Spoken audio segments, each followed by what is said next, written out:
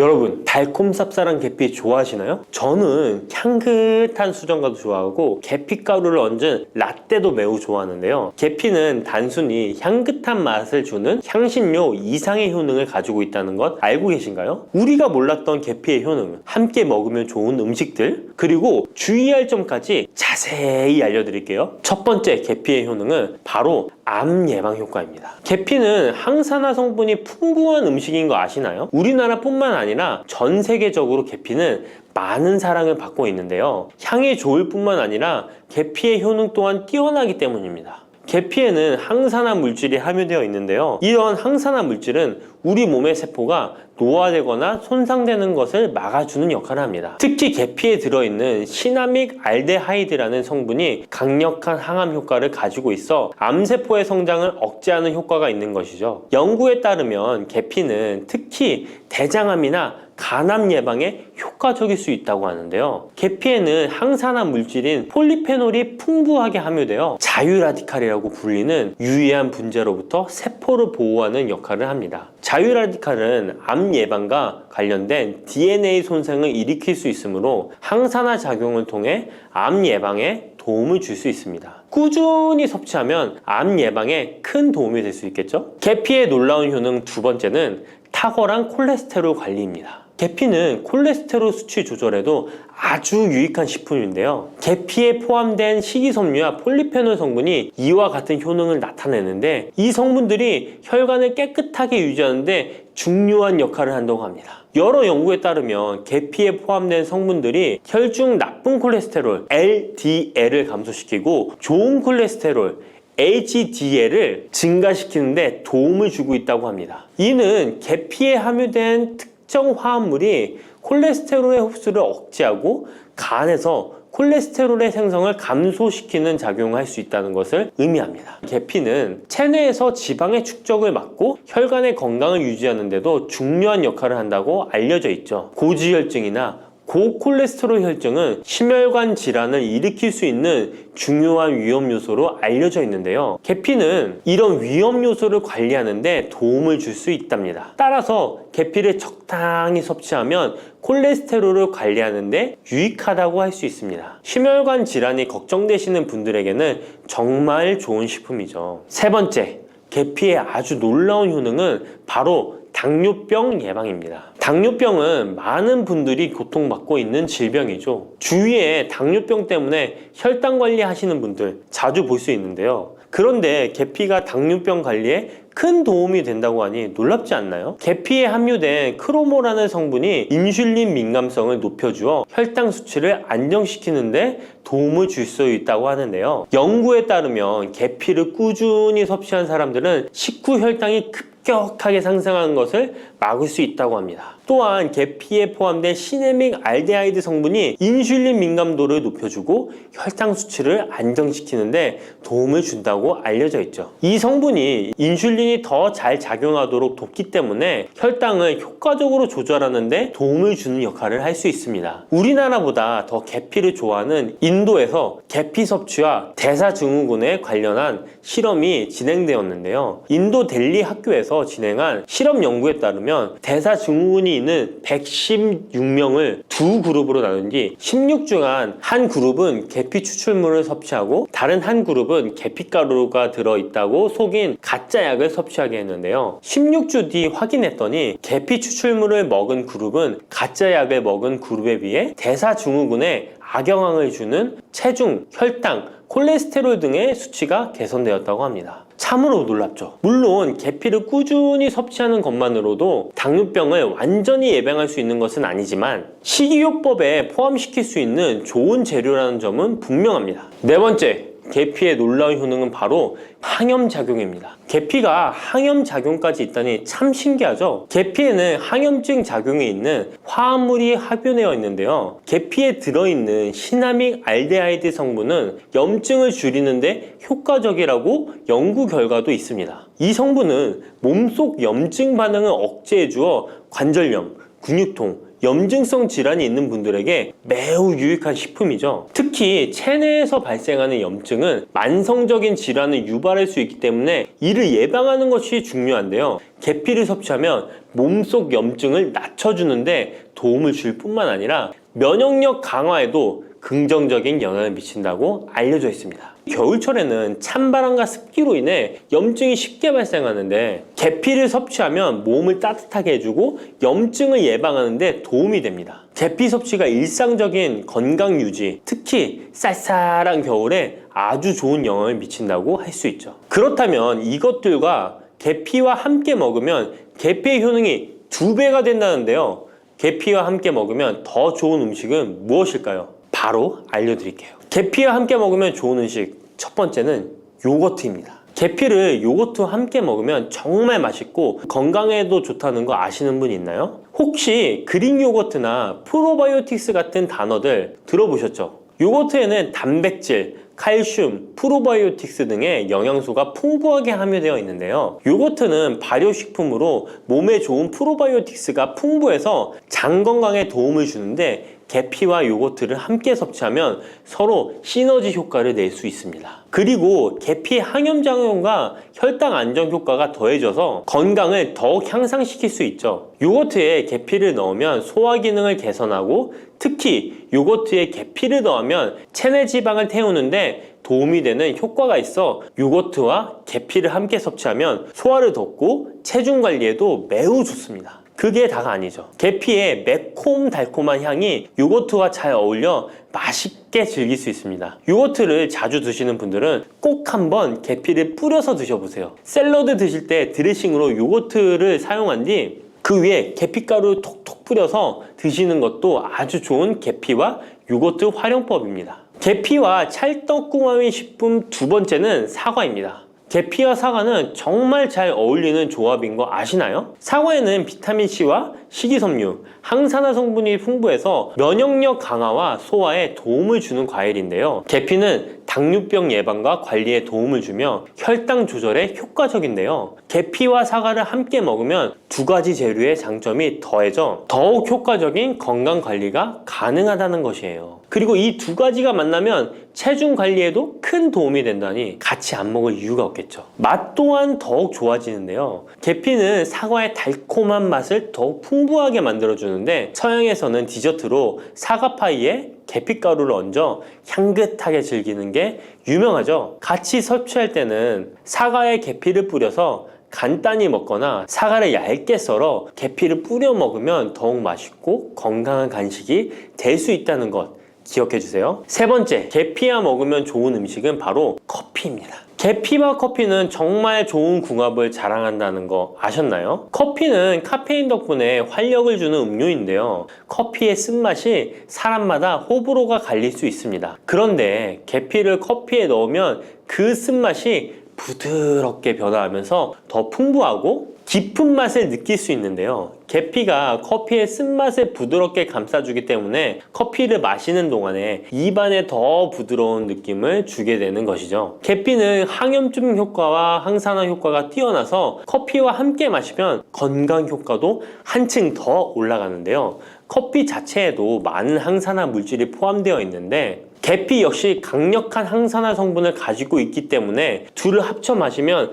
체내 염증을 줄여주고 세포를 보호하는 효과를 볼 수 있는 것이에요. 계피와 커피를 함께 마실 때 또 다른 장점이 있는데요. 그건 바로 혈당 조절에 있습니다. 커피는 그 자체로 혈당을 빠르게 올리는 경향이 있는데요. 계피가 이 과정을 완화시켜주면서 커피를 드실 때 혈당이 급격하게 상승하는 것을 방지할 수 있습니다. 그래서 당뇨가 있으신 분들께도 이 두 음료의 조합은 매우 추천드립니다. 그렇다면 계피와 커피는 어떻게 함께 먹는 게 좋을까요? 계피와 커피를 함께 즐기기 위한 가장 간단한 방법은 계피가루를 커피에 넣는 것인데요. 커피가 다 내려준 후 4분의 1티스푼의 계피가루를 넣고 잘 저어주면 계피의 향이 커피와 자연스럽게 어우러져 향긋한 커피 한 잔을 만들 수 있습니다. 계피를 너무 많이 넣으면 커피의 맛이 너무 강해질 수 있으니 적당량을 넣어주는 것 잊지 마세요. 또한 계피 스틱을 사용해 커피를 우려내는 방법도 있는데요. 커피를 내린 후에 계피 스틱을 커피에 넣고 몇 분간 우려내면 계피의 향이 은은하게 배어들어 훨씬 더 맛있고 건강한 커피를 즐길 수 있습니다. 계피 스틱을 사용하면 시각적으로도 멋진 효과를 줄 수 있기 때문에 커피를 더욱 고급스럽고 멋스럽게 즐기고 싶다면 계피와 커피 꼭 한번 같이 우려보세요. 계피와 찰떡궁합 꿀조합을 알려드렸다면 이번에는 계피와 함께 먹으면 몸에 해가 되는 음식이 있다는 것을 알고 계신가요? 그것은 바로 귤이나 자몽, 레몬 같은 시트러스 계열의 과일인데요. 계피와 시트러스 계열 과일을 함께 먹으면 안 되는 이유 바로 알려드릴게요. 많은 분들이 시트러스 계열 과일, 예를 들어 오렌지나 레몬을 좋아하시는데요. 이 과일들은 비타민C가 풍부하고 상큼한 맛이 참 일품이죠. 하지만 계피와 시트러스 과일을 함께 먹을 때는 주의가 필요한데요. 계피의 주요 성분 중 하나인 시나몰은 계피가 가진 가장 독특한 향을 만들어내는 성분. 계피의 주요 성분 중 하나인 시나몰은 계피가 가진 독특한 향을 만들어내는 성분인데, 이 시나몰이 시트러스 계열 과일의 산성 성분과 결합하면 위에서 소화가 잘 되지 않거나 불편한 증상을 유발할 수 있습니다. 특히 속쓰림이나 위경련이 일어날 수 있는데요. 이는 계피와 시트러스 과일이 소화 효소의 분비를 방해하고 서로 반응하면서 위에 자극을 주기 때문입니다. 거기에다 시트러스 과일의 산도가 더해져 위산이 과도하게 분비될 수 있기 때문에 계피와 오렌지, 레몬, 귤과 같은 과일들을 함께 먹는 것은 피하는 것이 좋습니다. 만약 계피와 과일을 함께 즐기고 싶다면 아까 알려드렸던 사과도 매우 좋고, 아니면 배도 계피와 잘 어울리는데요. 이러한 과일 소화에도 부담을 주지 않기 때문에 이제부터 계피와 과일을 함께 드시고 싶다면 꼭 유의해 주세요. 계피가 많은 효능을 가지고 있지만 부작용도 있을 수 있는데요. 계피를 섭취할 때 주의할 점은 무엇일까요? 그건 바로 과다 섭취, 간에 손상을 줄 수 있기 때문입니다. 계피는 적당히 섭취하면 건강에 많은 도움을 주지만 과다 섭취 시에 간에 부담을 줄 수 있다는 거 아셨나요? 특히 일반적으로 판매되는 카시아 계피는 쿠마린이라는 성분을 포함하고 있는데요. 이 성분은 과다 섭취 시에 간 손상을 일으킬 수 있습니다. 쿠마린은 간 독성을 일으킬 수 있는 물질로 알려져 있기 때문에 계피를 과다하게 섭취하는 것은 최대한 피하는 것이 좋겠죠? 여기서 우리가 주로 섭취하는 계피가 카시아 계피인지 세이론 계피인지 헷갈리시는 분도 있으실 거예요. 둘의 차이점을 알려드릴게요. 일반 계피는 주로 카시아 계피인데요. 카시아 계피는 중국, 인도, 베트남 등의 아시아 지역에서 많이 재배됩니다. 이 계피는 맛이 더 강하고 매운맛이 나면서 향도 좀 더 진하죠. 가격도 비교적 저렴해서 국내 유통되는 계피는 대부분 이 카시아 계피입니다. 세이론 계피는 주로 스리랑카, 인도의 일부 지역에서 자주 자생하는데요. 이 세이론 계피는 쿠마린의 함량이 매우 적답니다. 그래서 세이론 계피는 일반 계피보다 상대적으로 많이 섭취해도 건강에 부담이 적다는 것이죠. 세이론 계피는 향도 더 섬세하고 가벼운 느낌을 준다는 건데요. 세이론 계피는 더 희귀하고 가격이 비싸고 고급 계피로 취급되며 주로 건강식품이나 고급 요리에 사용됩니다. 앞서 말했듯이 우리가 쉽게 구할 수 있는 계피는 카시아 계피인데요. 그래서 섭취할 때는 보통 하루에 1에서 2g 정도 섭취하는 것이 안전한 양으로 권장되고 있고, 과다 섭취로 계피의 부작용을 경험하고 싶지 않으시다면 계피를 섭취할 때는 적당량을 지키는 것이 중요합니다. 꼭 기억해 주세요. 검은 콩 드실 때 제발 이렇게 드세요. 그래야 내장 지방 싹 녹아내리고 치매를 예방할 수 있어요. 검은 콩이 건강에 좋다는 사실 모두 알고 있을 텐데요. 특히 내장 지방을 없애 뱃살을 뺐는데 좋다고 알고 계실 거예요.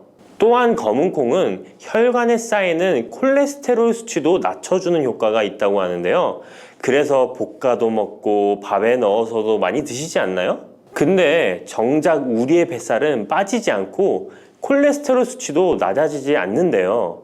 그건 먹는 방법에 문제가 있기 때문이에요. 물론 검은 콩은 몸에 좋은 역할을 하는 효능이 많이 있지만 어떻게 먹느냐에 따라 오히려 몸에 독이 될 수도 있고 반대로 효능을 극대화시킬 수 있는데요. 그래서 검은 콩에 대해 아주 잘 알고 드셔야 합니다. 이미 잘 알고 계시는 것처럼 검은 콩은 대표적인 블랙푸드입니다. 물론 검은 깨와 흑미도 요즘 건강식으로 많이 찾으시는 식품이고요. 블랙푸드라는 게 말 그대로 껍질이 검정색이라서 블랙푸드인데요. 그렇다면 검은 콩은 도대체 뭐가 그렇게 좋은 걸까요? 검은 콩의 효능 중에 첫 번째는 항산화 효과입니다. 검은 콩에는 플라보노이드라는 강력한 항산화 성분이 풍부하게 들어있는데요. 플라보노이드는 식물세포에 존재하는 물질로 항산화 작용을 통해 우리 몸에 산화 스트레스를 줄여주는 역할을 합니다. 산화 스트레스라는 게 뭐냐면 우리 몸의 세포가 손상되는 원인 중 하나로, 이것은 환경적인 요인, 염증, 그리고 우리 몸의 자연적인 대사 과정에서 발생하는 스트레스라고 생각하시면 됩니다. 이런 산화 스트레스로 인해서 활성산소라는 물질이 생겨 세포 손상, 노화, 다양한 질병의 발병을 촉진할 수 있는 거죠. 그런데 검은 콩에 들어있는 항산화제인 플라보노이드는 세포의 손상을 예방해서 우리 몸에 산화 스트레스를 줄여줍니다. 이는 노화를 느리게 하고 심장질환, 암, 알츠하이머 병 등과 같은 여러 가지 질병의 위험을 줄이는데 도움이 되는데요. 그렇기 때문에 검은 콩은 플라보노이드 함량으로 인해 우수한 항산화 식품으로 간주됩니다. 검은 콩의 효능 두 번째는 혈당 조절에 좋습니다. 혈당이란 간단히 말하면 우리 몸에서 음식을 소화하면서 만들어지는 당을 말하는 건데요. 이 당이 우리 몸의 에너지를 만드는데 꼭 필요하죠. 그런데 당이 너무 많아지면 몸에 나쁜 영향을 줄 수 있어요. 그래서 우리 몸은 당을 잘 조절해야 합니다. 그렇다면 검은 콩이 어떻게 혈당을 조절하는 걸까요? 바로 검은 콩 안에는 단백질과 식이섬유가 많이 들어있는데, 단백질은 우리 몸을 튼튼하게 만드는 데 도움을 주고, 식이섬유는 포만감을 느껴지게 해서 먹는 양을 줄일 수 있게 도와줍니다. 여기서 식이섬유의 역할이 중요한데요. 식이섬유는 당이 너무 빨리 몸에 흡수되는 것을 막아줍니다. 이렇게 되면 당이 천천히 몸에 흡수되어 혈당이 급격하게 오르는 것을 막아주게 되는 거죠. 검은 콩의 효능 세 번째는 콜레스테롤 수치 조절입니다. 검은 콩은 콜레스테롤 수치를 낮추는데 도움이 되는데요. 콜레스테롤은 우리 몸이 필요로 하는 지방 중 하나이지만 이게 너무 많으면 혈관을 막아 심근경색이나 뇌혈관 질환을 일으키는 원인이 되는 거죠. 근데 검은 콩에 들어있는 식이섬유는 우리 몸에서 콜레스테롤을 흡수하는 것을 줄여주는 역할을 합니다. 그 중에서 특히 검은 콩에 들어있는 용해성 식이섬유는 콜레스테롤과 결합하여 그것을 체외로 배출하는데 도움을 주는데요. 그것 말고도 검은 콩에는 불포화 지방산이라는 건강한 지방도 풍부하게 들어있습니다. 이 불포화 지방산은 나쁜 콜레스테롤인 LDL 콜레스테롤을 줄이고 좋은 콜레스테롤인 HDL 콜레스테롤을 늘려주는 역할을 합니다. 이렇게 해서 심장 건강을 유지하는 데 도움을 주게 되는 거예요. 검은 콩의 효능 네 번째는 눈 건강에 좋습니다. 검은 콩에는 눈 건강에 도움이 되는 여러 가지 영양소가 들어있는데요. 그 중에서도 루테인과 제아잔틴은 눈 건강에 특히 중요한 역할을 합니다. 루테인과 제아잔틴은 우리 눈의 황반 부분에 많이 있는 영양소인데, 이 황반은 우리가 선명하게 볼 수 있게 해주는 중요한 부분입니다. 루테인과 제아잔틴은 이 황반을 보호해주고 밀도를 유지시켜 눈의 노화를 막아주고 블루라이트와 같은 UV 파장의 빛으로부터 보호하는 역할을 하게 되는 거죠. 특히 루테인과 제아잔틴은 황반병성이라는 눈 질환을 예방하는 데 도움을 주는데요. 황반병성은 우리가 나이를 먹으면서 발생할 수 있는 눈의 질환으로, 이 증상이 심해지면 시력을 잃게 만드는 주요 원인 중 하나입니다. 검은 콩의 다섯 번째는 뼈를 튼튼하게 해줍니다. 검은 콩은 뼈 건강에도 도움이 되는 여러 가지 영양소를 함유하고 있는데요. 그 중에서도 칼슘과 마그네슘이 뼈 건강에 특히 중요한 역할을 합니다. 먼저 칼슘은 우리 뼈와 이를 지탱하는 치아를 만드는 주요 성분입니다. 또한 우리 몸의 다른 중요한 기능들, 예를 들어 심장 박동과 신경 전달에도 필요한 물질입니다. 이런 중요한 칼슘이 검은콩에는 풍부하게 들어있어서 꾸준히 섭취하면 뼈를 튼튼하게 해주는 게 탁월한 식품이라고 할 수 있는 거죠. 그리고 마그네슘도 뼈 건강에 중요한 역할을 하는 미네랄인데요. 마그네슘은 칼륨이 우리 뼈에 제대로 흡수되는 것을 도와줍니다. 또한 이 마그네슘은 뼈의 구조를 유지하는 데 필요하며 뼈를 강하게 만드는 데 도움을 줍니다. 검은콩의 효능 6번째는 피부 노화를 막아주는 효능이 있습니다. 검은콩에 들어있는 비타민 E, 아미노산, 그리고 항산화 성분이 피부 건강에 특히 중요한 역할을 합니다. 먼저 비타민 E는 피부를 보호하는 데 중요한 역할을 합니다. 비타민 E가 피부의 수분을 유지하는 데 도움을 주는데요. 추가로 비타민 E는 피부의 재생을 지원하고 피부 표면의 건강을 유지하는 데 필요한 지방산을 보호하는 역할까지 합니다. 이것뿐만 아니라 검은콩에 들어있는 아미노산은 우리 몸에 단백질을 만드는 데 필요한 성분인데요. 이게 왜 피부에 좋냐면 우리의 피부는 대부분 콜라겐이라는 단백질로 이루어져 있는데 바로 이 콜라겐은 피부의 탄력을 유지해 주는데 좋아서 항상 탱탱한 피부로 보이게 되는 거죠. 또한 검은콩에는 아미노산이 풍부하게 들어있는데요. 아미노산도 콜라겐 생성에 도움을 줍니다. 검은콩의 효능 7번째는 치매를 예방하는 효능이 있습니다. 검은콩에는 오메가3 지방산이라는 불포화 지방산이 들어있는데요. 이 오메가3 지방산은 우리 몸이 스스로 생성하지 못하기 때문에 식품을 통해 섭취해야 하는 필수 지방산입니다. 근데 오메가3 지방산이 뇌 건강에 매우 중요한 영향이 있다는 게 포인트인데요. 뇌는 약 60%가 지방으로 이루어져 있고 그중 대부분이 오메가3 지방산인 DHA로 구성되어 있습니다. 바로 이 오메가3가 뇌세포의 막을 구성하며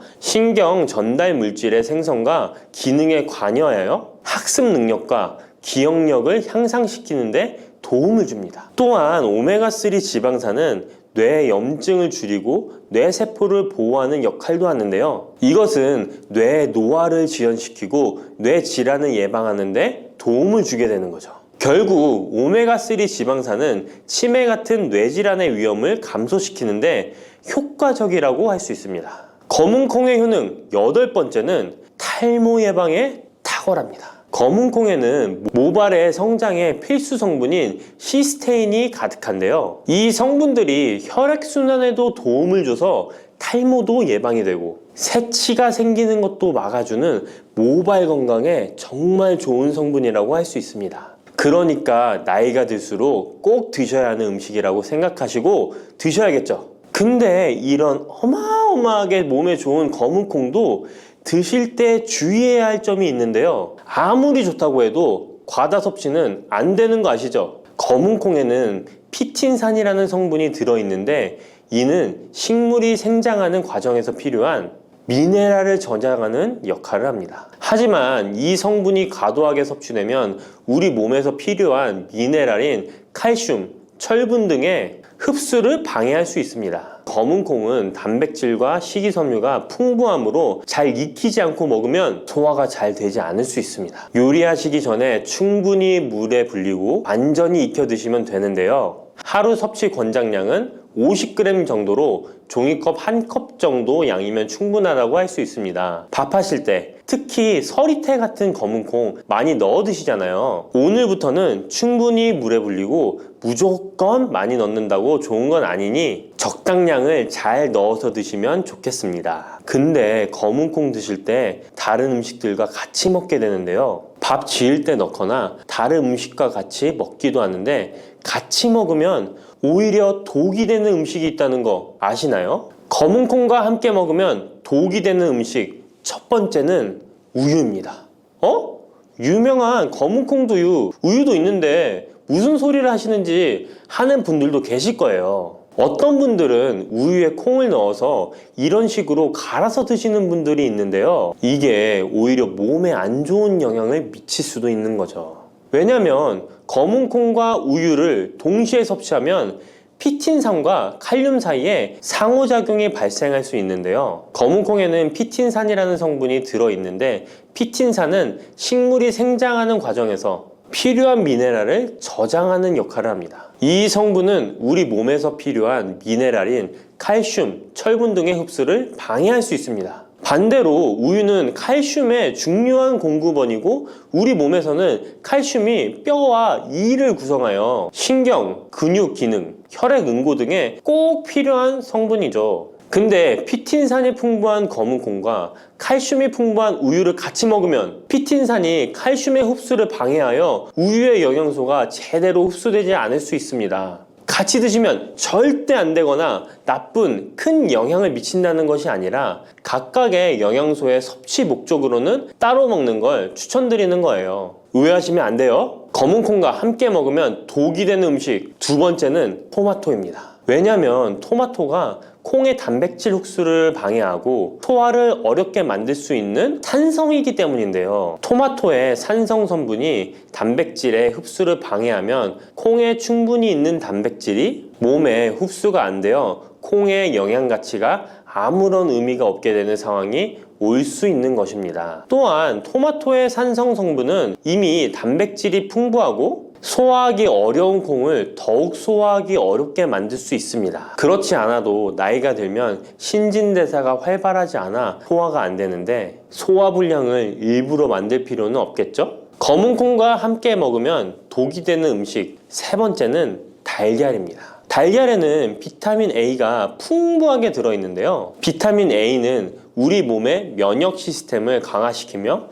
시력을 유지하는 데 필요하고, 세포의 성장과 분열에 중요한 역할을 합니다. 그리고 검은 콩에는 트립신이라는 아미노산이 들어있는데요. 트립신은 우리 몸에 단백질을 만드는데 필요한 중요한 구성 요소이며, 신경 전달 물질인 세로토닌과 멜라토닌의 생산에도 필요한 아미노산입니다. 그런데 달걀의 비타민 A와 검은 콩의 트립신이 함께 섭취되면 어떻게 될까요? 둘 사이에 화학적 상호작용이 발생하여 소화 과정에 영향을 미칠 수 있는데요. 이 상호작용은 단백질의 소화를 방해하거나 비타민 A의 흡수를 저해하게 되는 거죠. 트립신은 소화 효소의 활동을 저해하는 특성이 있습니다. 따라서 트립신이 풍부한 검은 콩과 비타민 A가 풍부한 달걀을 함께 섭취하면 좋은 영양소를 흡수 못하는 결과를 가져올 수 있습니다. 앞으로는 무심코 검은 콩과 같이 먹을 때 독이 되는 음식은 같이 안 드셨으면 좋겠습니다. 그렇다면 같이 먹을 때 궁합이 정말 잘 맞는 음식도 있지 않을까요? 정말 찰떡궁합인 음식들도 있습니다. 검은 콩과 궁합이 정말 잘 맞는 음식 첫 번째는 흰 쌀밥입니다. 이미 다들 밥에 검은 콩 넣어서 드시잖아요. 밥하고 검은 콩은 그만큼 궁합이 잘 맞는다고 알고 계신 거죠. 검은 콩에 들어있는 식이섬유는 소화 과정에서 천천히 분해되고 흡수되어 장기간 동안 포만감을 유지시키는데 도움이 되는데요. 밥과 함께 섭취하면 이런 효과가 더욱 증가를 하게 돼서 다이어트에도 효과적이라고 할 수 있습니다. 검은 콩에는 저항성 전분이라는 성분이 들어있는데, 이 성분은 혈당 수치의 급격한 상승을 막아주는데요. 흰 쌀밥에는 탄수화물이 많아서 혈당 수치가 급격히 상승할 수 있지만, 검은 콩과 함께 섭취를 하면 당 수치를 완화시키는데 도움이 되는 거죠. 이처럼 검은 콩과 흰 쌀밥을 같이 먹으면 충분한 영양소 섭취, 포만감, 혈당 조절, 이렇게 일석삼조의 효과를 누릴 수 있으니 정말 찰떡궁합인 것입니다. 검은 콩과 궁합이 정말 잘 맞는 음식 두 번째는 당근입니다. 당근에는 비타민, 미네랄, 식이섬유 등 다양한 영양소를 함유하고 있는데요. 특히 루테인이 풍부한 당근은 강력한 항산화 효과와 눈 건강을 유지하는 데 좋은 재료입니다. 검은 콩과 루테인이 풍부한 당근을 함께 섭취하면 콩의 단백질이 당근의 영양소를 흡수를 돕는 동시에 당근의 루테인이 콩의 영양소 흡수를 돕습니다. 서로 소화가 잘 되게 영양소 흡수가 잘 되게 도와주는 음식인 거죠. 당근 말고도 시금치와 같은 채소도 같은 역할을 하니 식사하실 때 당근이 들어간 음식이나 시금치 나물 같은 음식들과 같이 드시면 효과가 정말 좋을 거라 생각합니다. 검은콩과 궁합이 정말 잘 맞는 음식 세 번째는 닭고기입니다.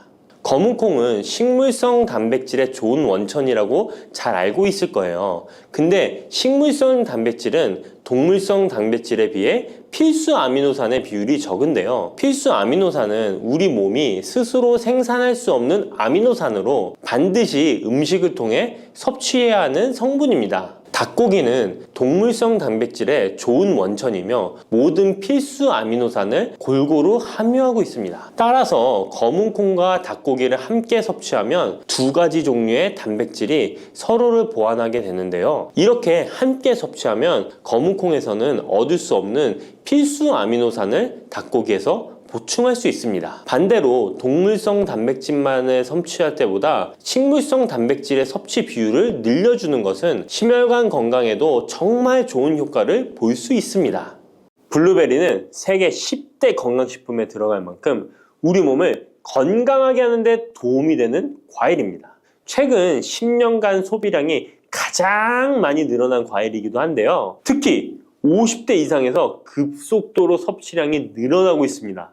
이렇게 섭취량이 급속도로 올라가고 있는 이유는 블루베리가 먹기에도 편하고 건강에도 좋다고 알려져 있기 때문인데요. 냉동 블루베리의 판매량도 함께 증가하고 있습니다. 냉동 블루베리를 씻지 않고 그냥 드시는 분들이 많아지고 있는데요. 누구는 그냥 먹어도 된다. 어떤 사람은 반드시 씻어서 먹어야 된다. 의견이 분분합니다. 영상을 통해서 블루베리를 먹는 방법과 블루베리의 효능, 함께 먹으면 안 되는 음식과 함께 먹으면 좋은 음식까지 블루베리에 대한 모든 것 알려드리겠습니다. 먼저 냉동 블루베리 씻어야 되느냐 그냥 먹어도 되느냐 완벽하게 정리해드리겠습니다. 결론부터 말하자면 씻어서 드시는 것이 안전하다입니다. 먼저 냉동 블루베리를 구입하셨다면 식품의 유형을 확인하시기 바랍니다. 식품의 유형에 과체 가공품이라고 적혀 있다면 씻어서 냉동한 블루베리이기 때문에 그냥 드셔도 되긴 합니다. 그런데 식품 유형에 농산물이라고 표기되어 있다면 이것은 씻지 않고 냉동되어 유통된 블루베리이기 때문에 반드시 씻어서 드시는 것이 좋습니다.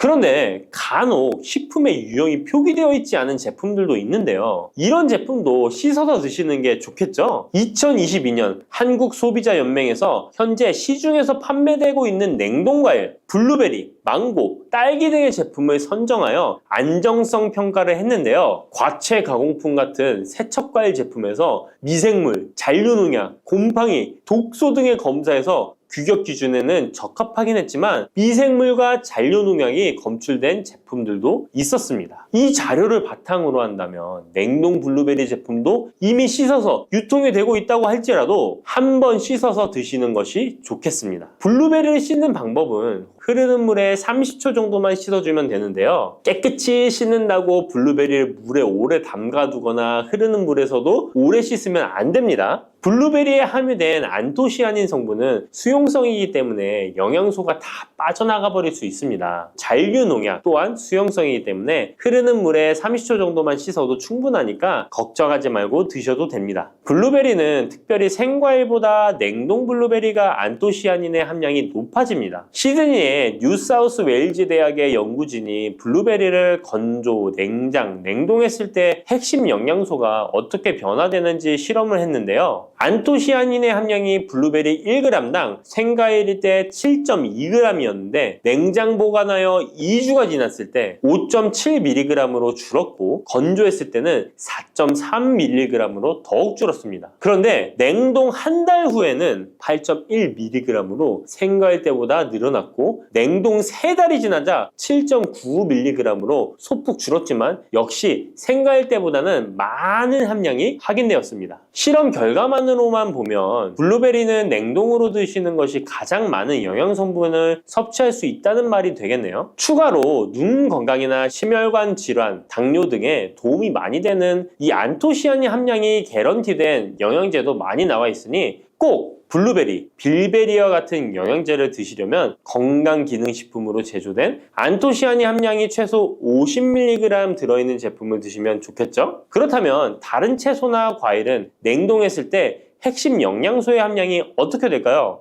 영양소에 따라 보존력이 강한 것도 있고 약한 것도 있는데요. 딸기의 한 종류인 라즈베리는 폴리페놀이 핵심 영양소인데요. 생과일 때보다 냉동일 때 킬로그램당 폴리페놀의 함량이 100mg 정도 상승하는 것으로 나타났습니다. 당근의 경우에는 핵심 영양소가 베타카로틴인데요. 냉동 보관했을 때 3개월이 지나면 베타카로틴의 함량이 현저히 감소하는 것으로 확인되었습니다. 이렇듯 냉동 채소, 냉동 과일은 핵심 영양 성분에 따라 함량이 높아질 수도 있고 낮아질 수도 있습니다. 냉동 블루베리를 구입하셔서 보관할 때는 주의할 사항이 있습니다. 판매되는 냉동 블루베리는 대량으로 포장되어 있는데요. 한 번에 드실 수 없는 양이죠. 냉동 블루베리는 해동해서 드시게 되면 녹으면서 안토시아닌까지 함께 녹아 나오기 때문에 냉동실에서 꺼내 바로 드시는 것이 좋습니다. 혹시나 해동이 되었다면 다시 냉동하시면 안 됩니다. 해동이 되면서 미생물이 증식을 하게 되며 그 상태로 냉동을 하면 미생물까지 함께 냉동이 되고 그것을 드시게 되면 복통, 설사를 유발할 수 있습니다. 자, 이제 블루베리의 효능에 대해 알아보겠습니다. 블루베리의 핵심 영양소인 안토시아닌은 폴리페놀의 일종으로 식물에 많이 함유된 청자색을 띠는 성분인데요.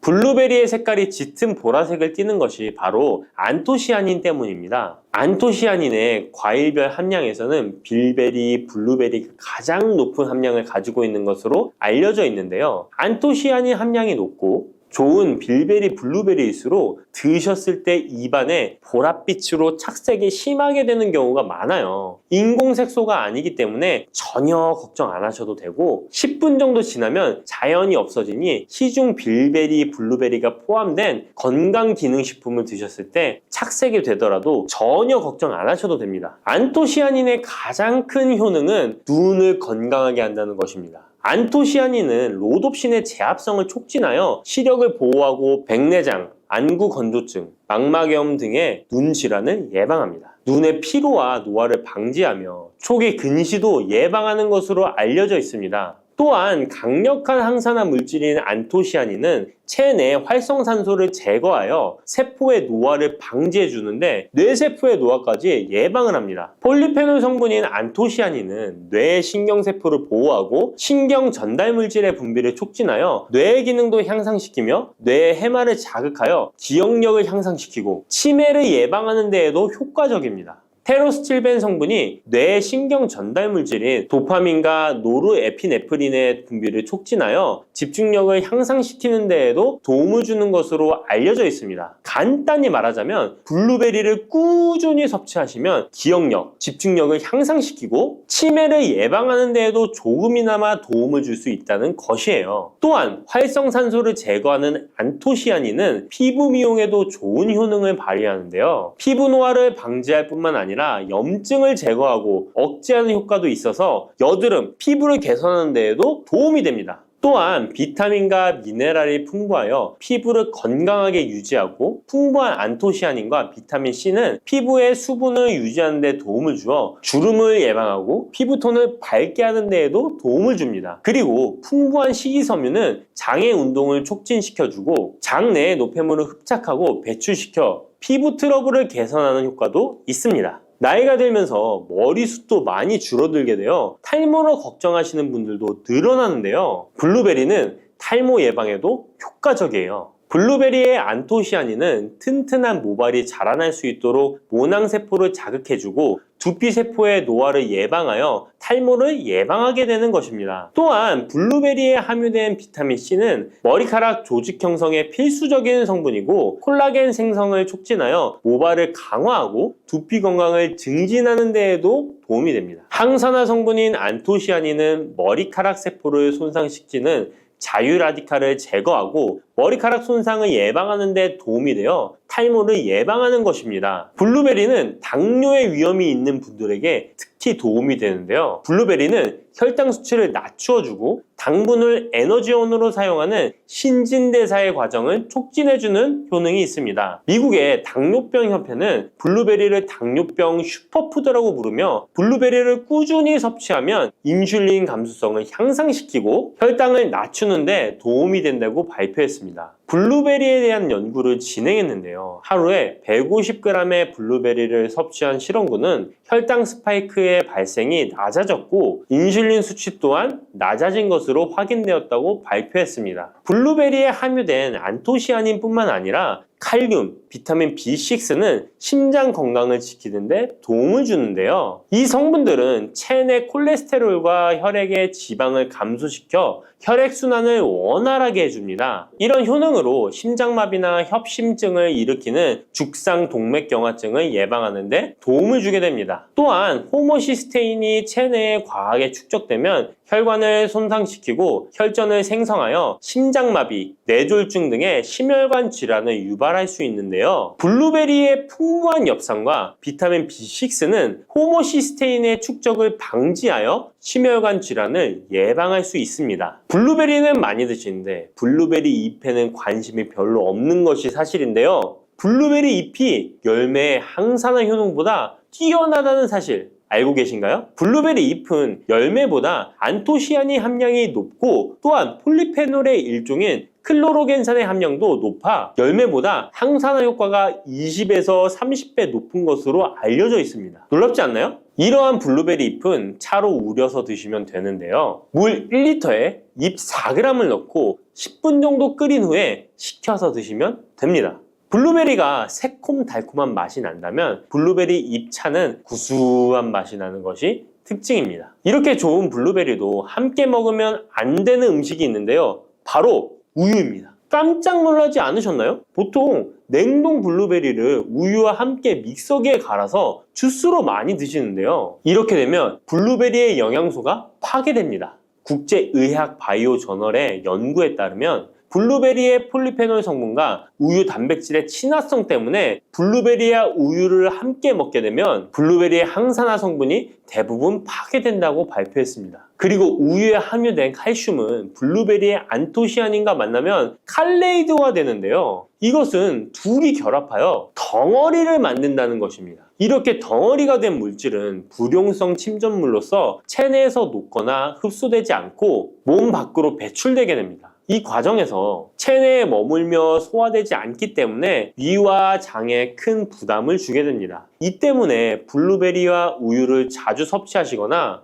위와 장이 약하신 분들이 드실 경우 위장에 염증을 유발할 위험이 있습니다. 특히 신체 기능이 많이 떨어져 있는 나이가 많으신 분들이 이렇게 드시면 위장에 안 좋을 수 있으니 주의하시기 바랍니다. 블루베리 주스를 만들어 드실 때는 우유 대신 오트밀이나 물을 첨가하여 드시는 것이 좋겠습니다. 우유가 블루베리와 맞지 않는다고 해서 요거트도 맞지 않는 것은 아닙니다. 요거트는 발효 과정을 거쳐 단백질이 쉽게 분해되기 때문에 항산화 성분의 흡수율을 높여줍니다. 요거트에 냉동 블루베리를 얹어서 먹는 것은 좋은 블루베리를 먹는 방법이 되겠습니다. 블루베리를 드실 때 주의하셔야 할 분들도 있습니다. 블루베리에는 살리살신이라는 성분이 있는데 이것 때문에 알레르기 반응을 일으키는 분들이 있습니다. 블루베리를 드시면 입술이 붓거나 간지러운 증상이 나타나고 복통과 설사의 증상이 나타난다면 즉시 블루베리 섭취를 중단하셔야 합니다. 그리고 블루베리에는 혈액을 묽게 만드는 비타민 K가 풍부하게 함유되어 있는데요. 심장질환이나 뇌혈관 질환 등으로 이미 아스피린과 같은 혈전 용해제를 복용하고 계신 분들이 블루베리를 과잉 섭취하게 되면 문제가 발생할 수 있으니 섭취를 주의하셔야 합니다. 또한 사람에 따라서 블루베리가 일시적으로 혈당을 낮추는 효과가 있기 때문에 당뇨가 있는 분들이 블루베리를 과잉 섭취할 경우에 저혈당 증세도 나타날 수 있습니다. 어떤 음식이든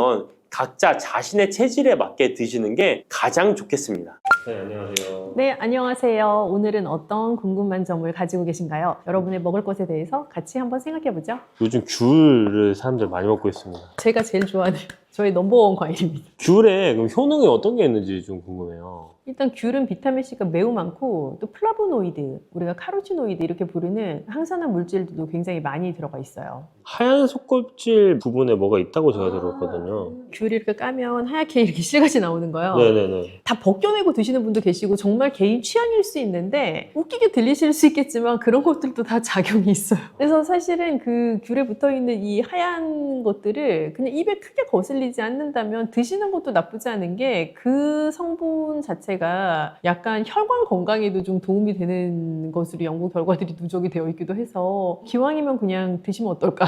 오히려 그 영양으로 봤을 때는 그 흰색을 웬만하면 먹어주는 게 좋다. 근데 뭐 사실 뭐 그거를 꼭 드셔라, 뭐 안 드시면 귤을 드시지 마시라, 뭐 이런 거는 전혀 아니에요. 제가 개인 취향이라고 말씀드리는 게 다 없애고 드셔도 귤 자체가 비타민 C도 많고 플라보노이드, 카로티노이드들이 있으니까 드시면 좋은데 뭐 흰색을 굳이 깔끔하게 제거 안 하셔도 된다. 그것도 그날의 의미가 있다 정도로 생각해 주시면 좋겠어요.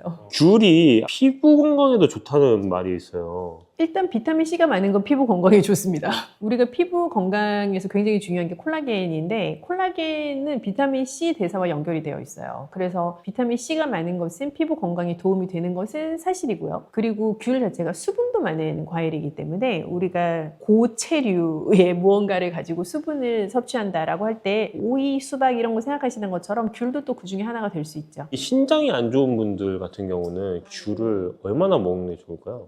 귤은 칼륨 함량이 꽤 있어요. 조금 조심하셔야 되는데 제가 이제 늘 조심해야 된다라고 우리 구독자분들께 말씀드리는 거는 보면 내가 제어하기 힘든 것일수록 제가 조심해야 된다라는 강조를 많이 드려요. 귤은 한번 까먹기 시작하면 인간이 한도 끝도 없이 먹을 수 있는 과일이라 신장이 안 좋으시고 뭐 투석 직전 단계에 조금 주의하셔야 된다, 칼륨 섭취 주의하셔야 된다 말씀 들으셨으면 너무 슬프지만 한두 개 이상은 좀 위험해요. 그렇게 조금 먹어요? 네, 그래서 끊기가 힘든데 귤이 그래서 한두 개 정도가 맥스라고 생각하셔야 되고 만약에 진짜 고칼륨 혈증에 대한 경고를 받으신 상태라면 피하셔도 무방하다라고 생각이 들어요. 제가 만약에 귤을 하루에 한두 개만 먹어야 된다면 하나를 먹더라도 진짜 맛있는 걸 먹고 싶을 것 같아요. 제일 맛있는 귤을 혹시 추천을 받을 수 있을까요? 정말 그것도 개인 취향인 것 같은데 저는 개인적으로 노지귤 조그만 거 좋아합니다. 그럼 노지귤 같은 건 엄청 작잖아요. 그런 건 한 3개까지 먹어도 되지 않나요? 그런 걸 기준으로 한 2개 정도 생각하셔야 되지 않을까요?